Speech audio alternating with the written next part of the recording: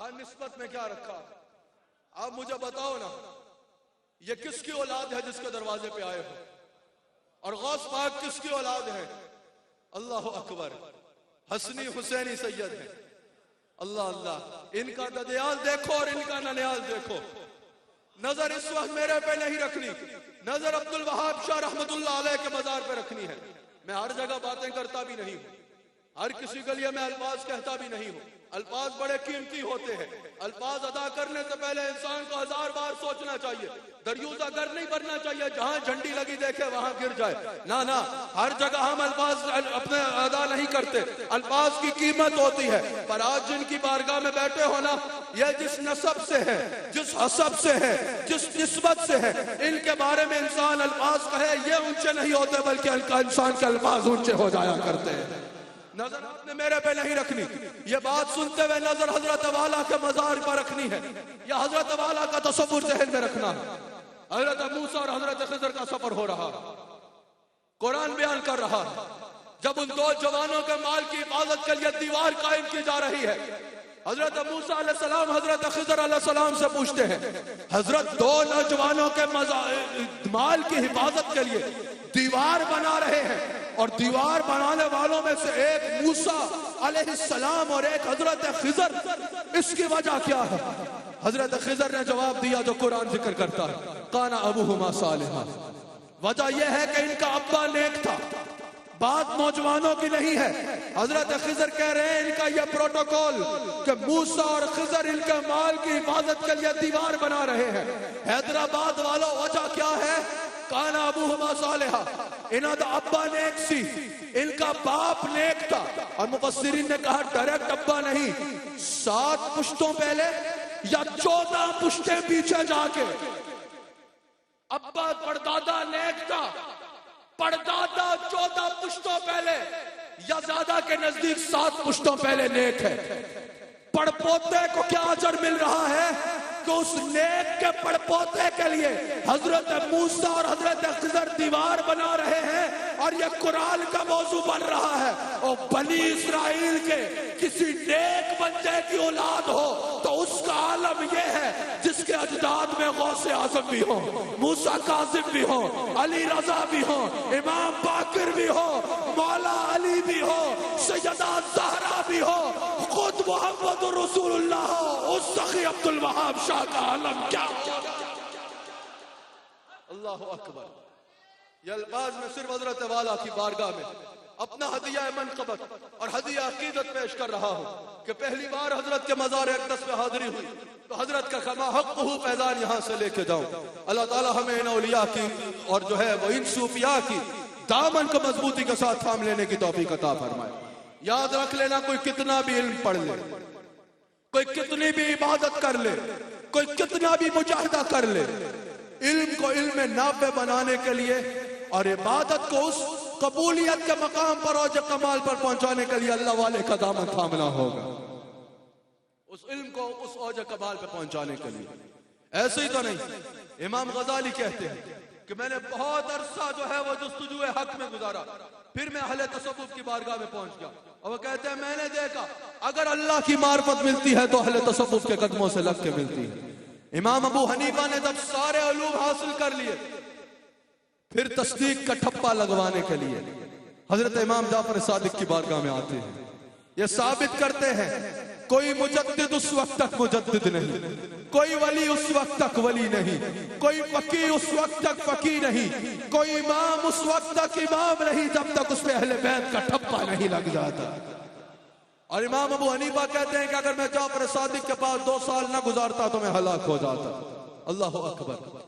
علم کو علم نافع بنانے کے لیے اور عبادت کو اس مقام پہ پہنچانے کے لیے اللہ کے ولی کا دامن تھامنا ضروری ہوگا۔ اور جب انسان علم پڑھ لے گا اور پھر ان کاملین کی بارگاہ میں آئے گا تو یہ وہ منزل دیں گے جس کا تم تصور بھی نہیں کر سکتے۔ مجھے بتائیے، بڑا نام ہے امام جلال الدین سیوطی کا، آپ جلالین بھی پڑھتے ہیں، خصائص کبریٰ بھی پڑھتے ہیں، الحاوی للفتاوی بھی پڑھا کرتے ہیں، پتہ چلتا ہے مفسرین میں بھی یہ اپنی مثال آپ ہیں اور تمام کے لیے قابل قبول ہے۔ محدثین میں بھی اپنی مثال آپ ہیں، فقہاء میں بھی اپنی مثال آپ ہیں۔ حضرت جلال الدین سیوطی، ان کے بارے میں انور شاہ کاشمیری نے بھی کہا. انور شاہ کاشمیری ایک خاص طبقے کے بڑے اماموں میں سے کیا کہا کہ اشرف تھانوی نے بھی کہا کہ جلال الدین سیوطی اس ذات کا نام ہے کہ جس کو 72 مرتبہ جاگتی آنکھ سے مصطفیٰ کا دیدار ہوا. حضرت یہ منزل ملی کیسے؟ میں اپنوں کا بھی نام لے سکتا تھا لیکن اس لیے بتا رہا ہوں تاکہ سارے ہی سن لیں, سب متوجہ ہو جائیں. بات پھر وہ کہتے ہیں نا ہٹ وین آئرن از ہاٹ, ایک بار متوجہ ہو کہ اچھا انہوں نے بھی کہا کہ 72 مرتبہ جاگتی آنکھ سے دیدار ہوا, پھر سنو یہ دیدار ملتا کیسے ہے, اللہ والوں کی برکت ہوتی کیا ہے. حضرت امام جلال الدین سیوطی کہتے ہیں میں حدیث دینے جو ہے وہ سفر کر رہا تھا, حدیث لینے کے لیے مصر جا رہا تھا. رستے میں اللہ کے ولی حضرت شہاب الدین ساری سے ملاقات ہوئی. پوچھا کہ سیوطی کہاں جا رہے ہو؟ کہا حدیث لینے کے لیے جا رہا ہوں. اتنی دور جا رہے ہو, میرے مصلی پہ بیٹھ جاؤ. جلال الدین سیوطی کہتے ہیں کہ میں حضرت کے مصلی پہ بیٹھا, میں اس انتظار میں تھا کہ ابھی کوئی محدث آئے گا, کوئی بڑا شیخ الحدیث آئے گا یا حضرت خود آئیں گے اور مجھے حدیث بتائیں گے. جلال الدین سیوطی کہتے ہیں لیکن عجیب ماجرا ہوا. کہتے ہیں ہوا یہ کہ میں نے آنکھیں بند کی تو دیکھا مصطفیٰ کا چہرہ انور سامنے جگمگا رہا. حضور نے فرمایا سیوطی یہ حدیث سننے جا رہے تھے میری, یہ سنو میں تمہیں خود بتاتا ہوں. سیوطی آنکھیں کھولتے ہیں, حیرت میں مبتلا ہے. شہاب الدین ساری کہتے ہیں سیوطی حدیث مل گئی جو تلاش کر رہے تھے؟ کہا حضور بالکل مل گئی. کہا ٹھیک ہے جاؤ. کہتے ہیں حضرت اب جانا تو ہے ہی نہیں, اب کہاں جانا ہے؟ اب مجھے یہ بتائیں, ایک تو مجھے اپنی بیعت ملے, پھر یہ بتائیں یہ منزل ملتی کیسے ہے؟ آپ نے فرمایا سیوطی حدیث مل گئی جاؤ. کہا حضرت اب جانا نہیں ہے, اب راز بتائیں یہ منزل ملی کیسے. حیدرآباد والوں تمہیں بھی راز بتا دوں. حضرت شہاب الدین ساری نے کہا سیوطی 40 دن زندگی کے ایسے گزار کے حضور کے علاوہ کوئی تصور نہ ہو. 40 دن ایسے گزار دے کہ آنکھیں کھول تو تصور رسول اللہ کا, آنکھیں بند کر تو تصور رسول اللہ کا, اٹھو تو تصور رسول اللہ کا, بیٹھو تو تصور رسول اللہ کا. 40 دن ایسی محنت کرو, ایک سیکنڈ بھی توجہ حضور سے نہ ہٹے, یہ مقام ملے گا. تم آنکھیں بند کرو گے دیدار مصطفیٰ کیا کرو. اللہ اکبر. پھر امام سیوطی کو یہ مقام ملا, یہ مرتبہ ملا جس کا آپ ذکر خود فرماتے ہیں. ایک شیخ کی بندہ جب نگاہ میں آ جاتا ہے, کوئی پوچھے امام فخر الدین رازی سے حضرت آخری وقت میں کیا کام آیا؟ کیا وہ 101 دلائل کام آئے؟ کیا ساری عمر کی تحقیق کام آئی فخر الدین رازی کو؟ یا وہ جملہ وہ لمحہ کام آیا جو نجم الدین کبریٰ کی بارگاہ میں گزرا؟ تو جواب یہ ہے وہ لمحہ کام آیا. کوئی مولانا روم سے پوچھے کہ حضرت بتائیے اتنا بڑا مقام کہ دنیا بھر میں آپ کے علم سے استفادہ کیا جا رہا ہے, یہ مقام ملا تو ملا کیسے؟ مولانا روم بتائیں گے مولوی ہرگز نہ شد مولا روم, تا غلام شمس تبریزی نہ شد. خلاصہ کلام یہی ہوگا کہ مجھے جتنا مقام ملا, جتنی منزل ملی, جتنا رتبہ ملا وہ میرے مرشد کامل کی نگاہ سے ملا. اللہ تعالی ہمیں ان ولیوں کی کما حقہ نسبت عطا فرمائے. ان اولیاء کی صحبت میں بڑا کچھ ہے بھائی, بڑا کچھ ہے ان اولیاء کی صحبت میں. جب حضور نے فرمایا نا المرء علی دین خلیل ہی, کہ انسان اپنے دوست کے دین پہ ہوتا ہے. پھر جب حضور نے فرمایا, بخاری میں موجود ہے, حضرت ابو موسیٰ اشعری راوی ہے, کہ اچھی صحبت کی مثال خوشبو بیچنے والے کی طرح ہے اور بری صحبت کی مثال آگ کی بھٹی پھونکنے والے کی طرح ہے. یعنی خوشبو والے کی دکان میں بیٹھو گے تو خوشبو لگے نہیں بھئی تو لباس سے خوشبو آنے لگ پڑے گی, اور آگ کی بھٹی کے پاس بیٹھو گے تو جلو نہیں بھی تو جسم سے جلنے کی بو آنے لگ پڑے گی. اسی طرح حضور نے فرمایا اگر اچھوں کی صحبت میں بیٹھو گے تو ان کے کردار کی خوشبو تم میں سے آئے گی, اور اگر بروں کی صحبت میں بیٹھو گے تو ان کے کردار کی بو تم میں سے آنے لگ پڑے گی. معروف حدیث ہے, مسلم میں جو حدیث موجود ہے, حضور علیہ السلام میں نے اپنی بات کے اختتام پہ لے کے جانا ہے, آپ کی بھرپور توجہ درکار ہے. حضور علیہ السلام فرماتے ہیں ایک شخص صرف ان اللہ والوں کی صحبت کا مقام کیا ہے وہ آپ کو بتا رہا ہوں. حضور فرماتے ہیں ایک شخص 99 قتل کیے ہیں, اتنا گناہگار اور نافرمان شخص ہے, آخر اللہ کو راضی کرنے کا خیال دل میں آتا ہے, جاتا ہے ایک حضرت کے پاس, علامہ صاحب کے پاس, گویا کہ ایک عالم کے پاس جاتا ہے اور کہتا ہے کہ میں نے 99 قتل کر رکھے ہیں, میں اللہ کو راضی کرنا چاہتا ہوں. اپنے دور کے عالم کے پاس جاتا ہے بنی اسرائیل کا ہوشا. حضور علیہ الصلوۃ والسلام ارشاد فرماتے ہیں کہ اس نے کہا کیا کیا؟ کہا 99 قتل کر رکھے. کہا جاؤ میرے پاس سے اٹھ کے چلے جاؤ. یہ مفہوماً حدیث بیان کر رہا ہوں کیونکہ وقت کم ہے. میرے پاس سے اٹھ جاؤ, مجھے تو خوف ہے کہ تمہاری وجہ سے مجھ پر عذاب نہ آ جائے. اللہ اکبر. اس نے کہا اچھا جب مایوسی ہی ہے, جب کام خراب ہی ہو گیا ہے تو اس نے مجھے مایوس کیا, اس کو بھی مار دیتا ہوں. اس کا بھی کام کر دیا, سینچری پوری کر دی, 100 پورے کر دی, 100 قتل کر دیے. پھر کچھ وقت گزرا, اس نے کہا کہ شاید کوئی ایسا رستہ ہو کہ مجھ پر بھی اللہ راضی ہو جائے. اللہ کو راضی کرنے کے لیے پھر کسی سے پوچھا. اس نے کہا فلاں مقام پہ اللہ کے ولیوں کی بستی ہے, قریۃ الصالح ہے, صالحین کی وادی ہے, ادھر چلے جاؤ, وہ تمہیں توبہ کرائیں گے. وہ اگر اللہ کے آگے ہاتھ پھیلائیں گے اللہ تمہیں ضرور معاف کرے گا. اس نے سفر شروع کیا اپنے گھر سے اللہ کے ولیوں کے دروازے پہ. ابھی کچھ رستہ طے کیا کہ وہ مر گیا. عذاب کے فرشتے آ رہے ہیں, اتنے میں رحمت کے فرشتے بھی آ جاتے ہیں. عذاب کے فرشتے رحمت کے فرشتوں سے پوچھتے ہیں تمہارا یہاں کیا کام ہے؟ اس نے تو کبھی کوئی خیر کا کام کیا ہی نہیں. رحمت کے فرشتے کہتے ہیں بات یہ نہیں ہے, بات یہ ہے دیکھا یہ جائے گا یہ جا کہاں رہا تھا. عذاب والوں نے کہا جا کہاں رہا تھا, پہنچا تو نہیں تھا, دیکھا یہ جائے گا ساری زندگی کرتوت کیا کیے ہیں. اب جب ان میں یہ جھگڑا بڑا, ایک فرشتہ آ گیا. اس نے کہا میں اللہ کی جانب سے بھیجا گیا ہوں تمہارے درمیان فیصلہ کرنے. اور فرشتے نے کیا کہا؟ فرشتے نے کہا کہ اللہ فرما رہا ہے کہ زمین کی پیمائش کرو, اگر اس کا فاصلہ اس کے گھر کی طرف زیادہ ہے تو عذاب والوں یہ تم لے جانا, اور اگر یہ اللہ والوں کے در کے زیادہ قریب ہے تو رحمت والوں تم لے جانا. اب میں سوال کرتا ہوں یہ فاصلہ کس کا ناپا جا رہا تھا؟ کیا یہ فاصلہ اللہ سے ناپا جا رہا تھا؟ اللہ تو شہرک سے بھی زیادہ قریب ہے. کیا اللہ اس وادی میں نہیں تھا جس وادی سے وہ نکلا؟ کیا اللہ اس وادی میں نہیں تھا جیسے اس کی شان کے لائق ہے جس وادی میں وہ دنیا سے گیا؟ کیا وہ اپنے حجرے میں بیٹھ کے اللہ کو پکارتا تو اللہ کو نہیں سن سکتا تھا؟ اللہ اس کو, فاصلہ اللہ سے نہیں ناپا جا رہا تھا, فاصلہ ولی سے ناپا جا رہا تھا.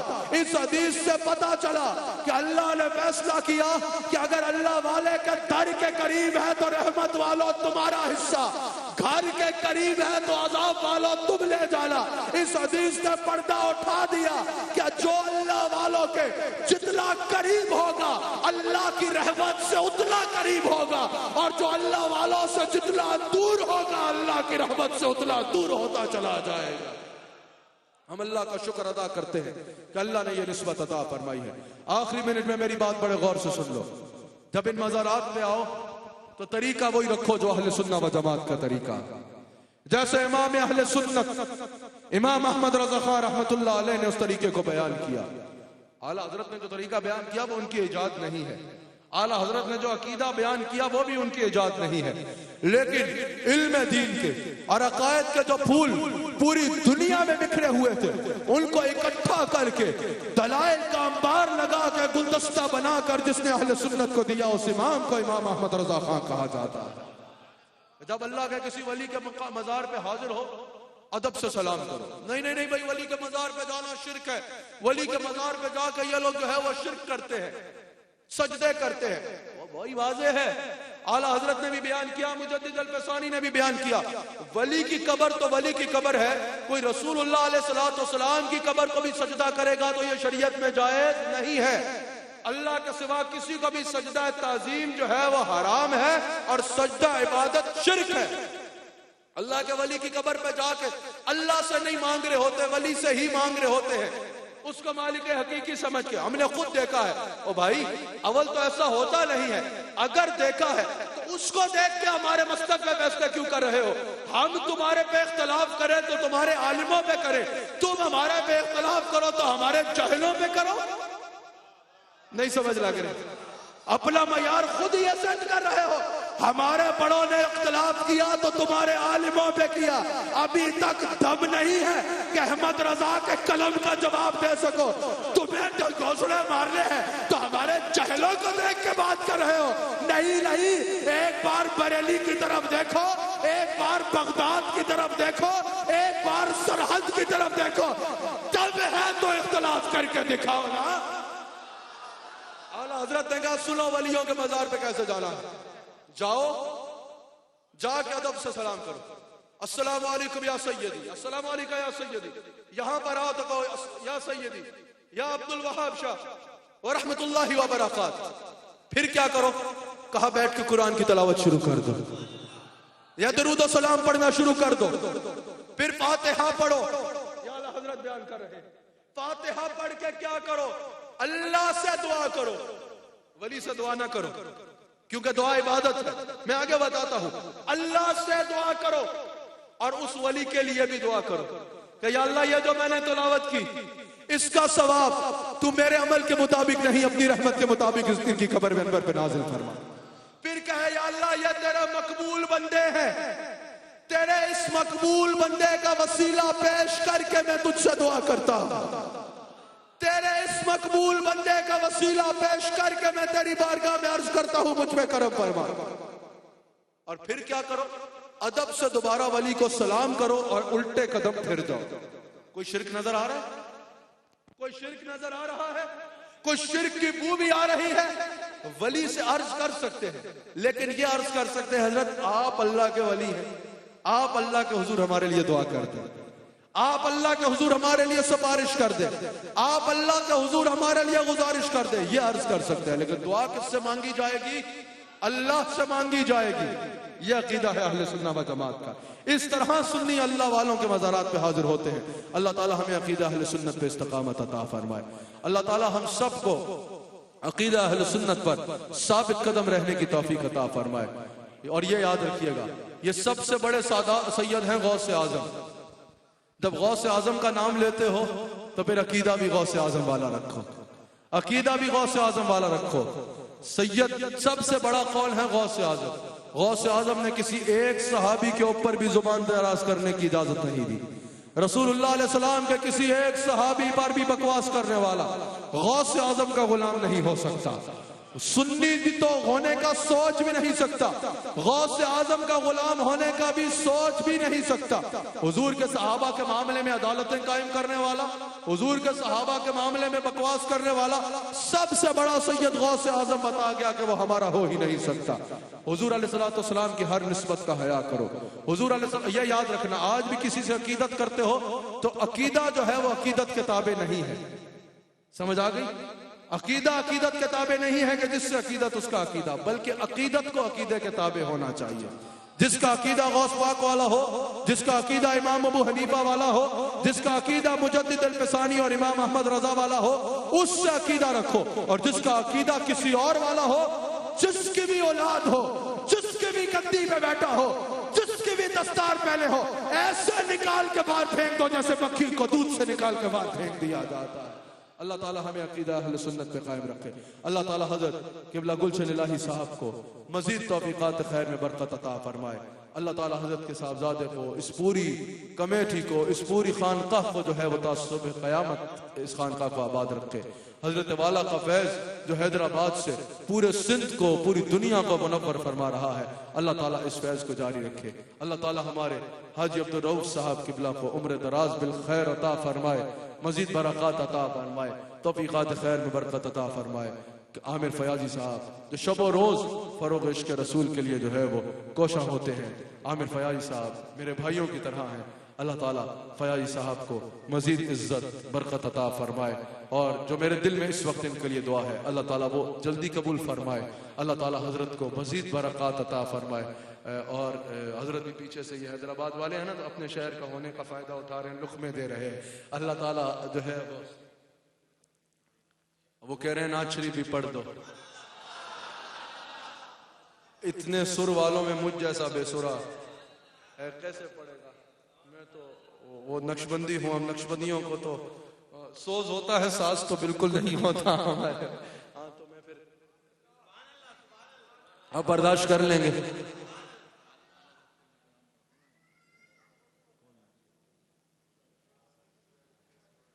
अच्छा, अब मेरे साथ फिर पढ़ लीजिएगा।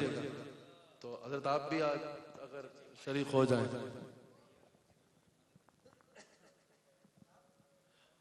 इसी पर क्योंकि मेरी बात मुकम्मल होगी, दौरान गुफ्तगू और मुझसे कोई गलती हुई तो मैं सिद्क़े दिल से अल्लाह की बारगाह में तौबा करता हूँ اللہ تعالیٰ حضرت سخی عبدالوہاب شاہ رحمۃ اللہ تعالیٰ علیہ کے مزار اقدس پہ ہماری حاضری اپنی بارگاہ میں قبول فرمائے، اور اللہ تعالیٰ ہم سب کو حضرت والا کا فیضان کما حقہ عطا فرمائے۔ فیاضی صاحب نے کہا کہ اعلیٰ حضرت کے اشعار پڑھ لیجئے، تو اتنے سر والے آپ مجھ سے پہلے بھی پڑھ کے گئے، میرے بعد بھی پڑھنا ہے، تو مجھے پتا ہے بالکل میری جگہ بیچ میں نہیں بنتی، لیکن اب صرف انہوں نے کہا ہے تو میں بات کو پورا کر دیتا ہوں۔ آپ میرے ساتھ، آپ آرام سے پڑھیں، بات کچھ نہیں کریں، آپ میرے ساتھ پڑھ لیجئے۔ ہاں وہ سر سے تو احساس سے تو ہمیں وہ ہے، وہ شغف ہی نہیں ہے نا، لیکن چلو سوچ سے تو ہے، تو وہ آپ میرے ساتھ۔ کیا بات ہے اعلیٰ حضرت کی، ویسے یار کیا بات ہے اعلیٰ حضرت کی، حیدرآباد والوں ہے کہ نہیں؟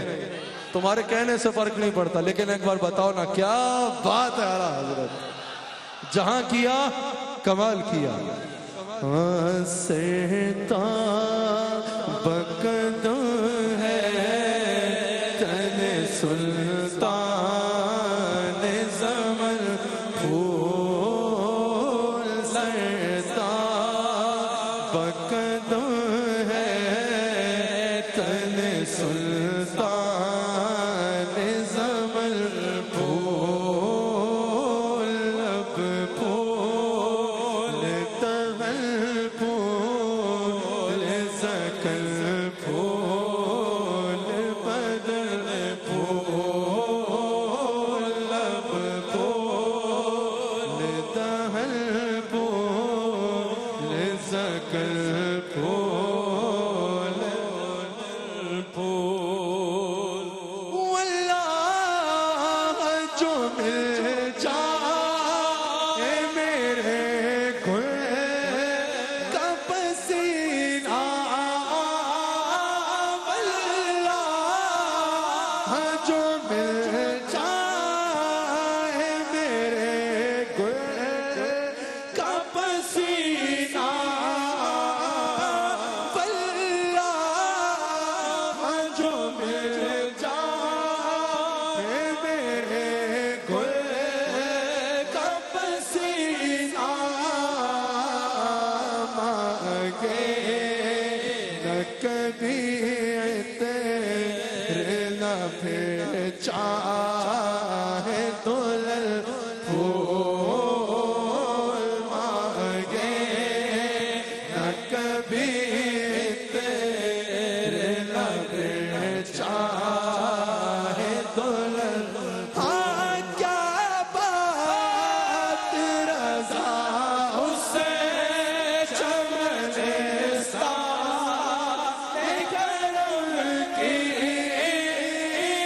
کیا بات رضا اسے چمنستان کرم کی،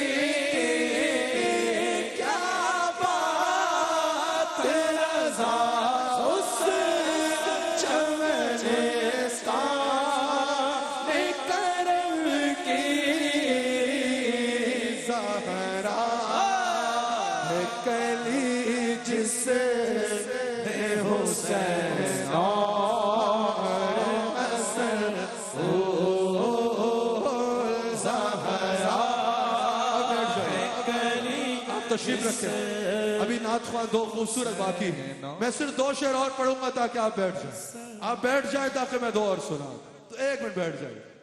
کیا بات ہے، یہ پہلی رات کا چاند ہوتا ہے نا، اس کو مخاطب کر کے اعلیٰ حضرت کہہ رہے ہیں، او پہلی رات کے او آسمان، اپنی پہلی رات کے چاند پہ پھول نہیں، یہاں پھول یہ والا پھول نہیں، یہاں پھول وہ والا ہے، او بوڑھے آسمان، پہلی رات کے چاند پہ پھول نہیں، میرے حضور کا ناخن دیکھا ہے؟ ہائے ہائے، دل اپنا تو شیدا ہے اس ناخن پاکا، دل اپنا بھی شیدا ہے اس ناخن پاکا، اتنا بھی مہے دینا چرخ کوہل پھول اتنا. ایک شعر اب میرا اور پڑھنے کو دل کر رہا, میرے ساتھ پڑھیں گے. تیرگی میں اجالا ہمارا نبی, روشنی کا ہمارا نبی, میدان کملی والا ہمارا نبی. حیدرآباد والوں روح راضی ہو جائے ایسے کہنا ہے. ہاتھ اٹھاؤ. لوگ کہتے ہیں اتنا اونچا پڑھو کہ حضور سن لیں. حضور کو سنانے کے لیے چلانے کی ضرورت نہیں ہے, سنانے کے لیے نہیں پڑھنا, منانے کے لیے پڑھنا ہے. جس جس کا یہ عقیدہ ہے, ایک بار میرے مزے کو بھی مزہ آ جائے. میں پنڈی سے آیا, مستقل کئی دن سے مسافرت میں ہوں, سفر میں ہوں, تھکاوٹ بھی ہے, لیکن حضرت کی محبت میں یہاں آیا. آپ نے ایسا پڑھنا ہے کہ مجھے مزہ آ جائے. حیدرآباد کا جو امپریشن میں لے کے جاتا ہوں, مجھے وہ امپریشن برقرار رہے. غیبداں کملی والا ہمارا نبی, سب سے ہمارا نبی, سب سے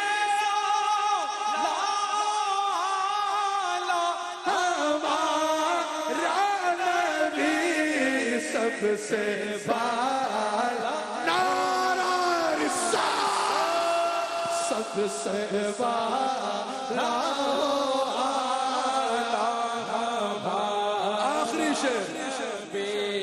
در پہ غیروں کے زحمت نہ فرمائیے. حیدرآباد والو بھیک لے لے مدینہ پاک چلے جائیے. کوئی دیتا ہے تو سامنے لائیے. کون دیتا ہے دینے کو منہ چاہیے. کون دیتا ہے دینے کو منہ چاہیے. بس دینے والے ہیں سچ. ایک بار یہ سب نے کہہ رہا ہے, کس کس کا یہ ایمان ہے کہ حضور دیتے ہیں. دینے والا ہے سچا ہمارا نبی, دینے والا ہے سچا ہمارا. نعرہ رسالت